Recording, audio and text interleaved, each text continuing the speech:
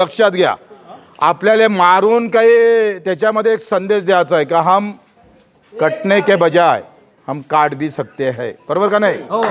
तयार आहे ना सगळेचे? नाही तर आलो निवेदन घेऊन गेलो असं होणार नाही. आता आम्ही चर्चा करतोय, चर्चेअंती काय निर्णय होते त्यापर्यंत बसता तयार आहे ना सगळेचे? अजून 5-6 भगतसिंग राजगुरू माहित नव्हतं स्वातंत्र्य मिळून आपल्याला स्वतंत्र पाहायला भेटणार नाही, त्यांना माहित होतं तरी त्यांना बलिदान दिलंय. तुम्ही आमच्यासाठी करतात, आम्ही पण तयार कवर. बिलकुल.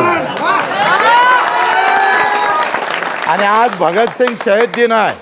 आपण यांना कांदा मारला तर न्यूज होते का नाही होत? झाली का नाही? आम्ही रोज 600-1400 रुपयानं एका क्विंटल मागं लुटल्या जाते, त्याची न्यूज होते का रे? त्याच्यानं किती शेतकरी मरतं, आमच्यावर कशा प्रकारचे आघात होतं, ना शिक्षण पोरीचं होऊ शकत, ना आमच्या माय बहिणीचं उपचार होऊ शकत आहे. आणि तरीसुद्धा आम्ही गप्प बसून फक्त निवेदन द्यासाठी नाही आलो. आम्ही सरकारला इशारा द्यालो का आम्ही एक कांदा जर मारू शकतो ना तर मुंबईचं नाफेडचं कार्यालय उखडून फेकू सुद्धा शकतो.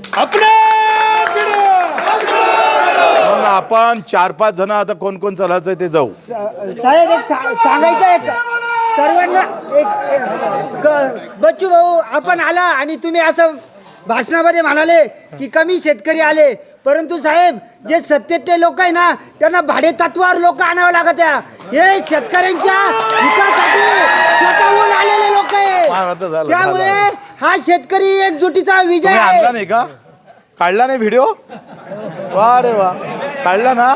हां चला, ते कळू द्यासाठीच आहे यांच्यावर सगळे प्रमुख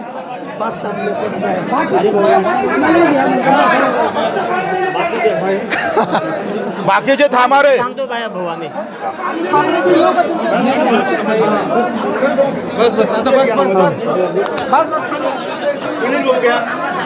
या या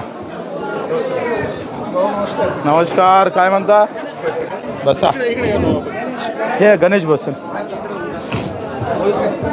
बसा बसा.